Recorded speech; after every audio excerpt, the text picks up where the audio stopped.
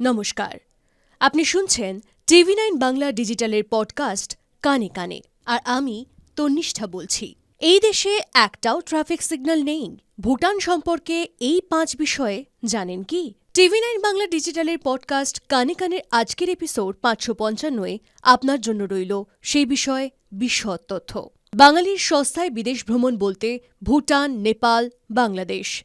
কিন্তু এই বিদেশ ভ্রমণেও ভাটা পড়েছে। বিশেষত ভুটান ভারতীয় পর্যটকদের জন্য হয়ে উঠেছে খরচ সাপেক্ষ।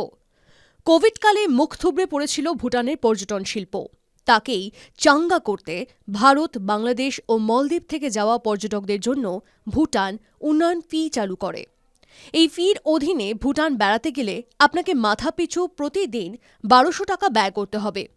এর জেরেই ব্যয়বহুল হয়ে উঠেছে ভুটান ভ্রমণ। কিন্তু তাতেও ভ্রমণ পিপাসুদের আটকে রাখা কঠিন। এশিয়ার সুইজারল্যান্ডকে দেখার স্বপ্ন সত্যি করতে এই মরশুমে অনেকেই পাড়ি দিচ্ছেন ভুটানে। বেড়াতে যাওয়ার আগে হিমালয়ের পাদদেশে অবস্থিত এই সুখী দেশ সম্পর্কে 5 আশ্চর্য বিষয় জেনে নিন। ভুটানের সর্বোচ্চ পর্বতে আরোহণ নিষিদ্ধ। হিমালয়ের কোলে অবস্থিত হওয়ায় পাহাড় পর্বতের সংখ্যা নেহাত কম নয় এই দেশে। ভুটানের সর্বোচ্চ শৃঙ্গ হল গাংখার পেনসোম। এর উচ্চতা 24,836 ফুট।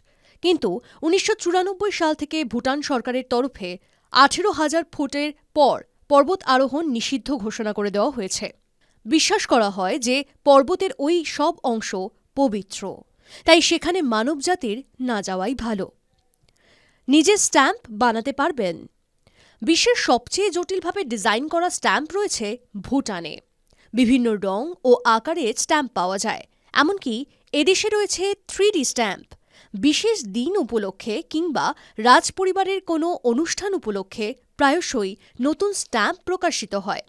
এমনকি রাজধানী থিম্পুর জাতীয় পোস্ট অফিসে গিয়ে আপনি নিজের মতো করে স্ট্যাম্পও বানাতে পারবেন এবং ভুটানের এই সংস্কৃতির সঙ্গে যুক্ত হতে পারবেন। সুখী দেশ।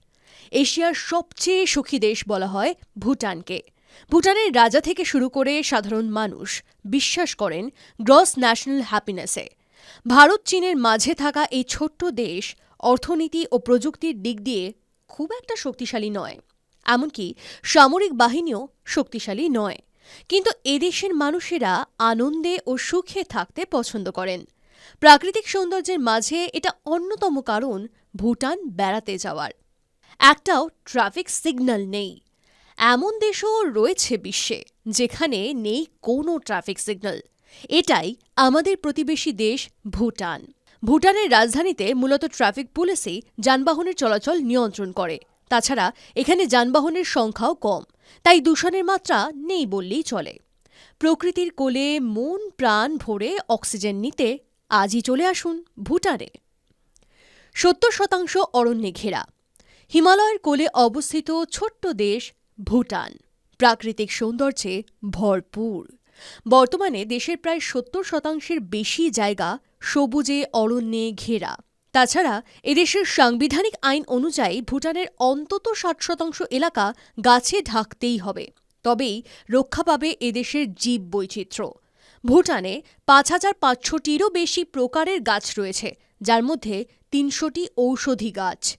এই দেশের জঙ্গলে তুষার চিতা ও রেড পান্ডা সহ 165টি প্রজাতির স্তন্যপায়ী প্রাণী পাওয়া যায়।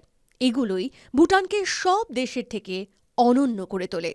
আপনাদের কেমন লাগছে TV9 বাংলা ডিজিটালের পডকাস্ট কানে কানে? কমেন্ট বক্সে প্লিজ লিখুন। সেই সঙ্গে সাজেশনস দিন কি কি বিষয়ের উপর পডকাস্ট শুনতে আপনি আগ্রহী। শুনতে থাকুন কানে কানে।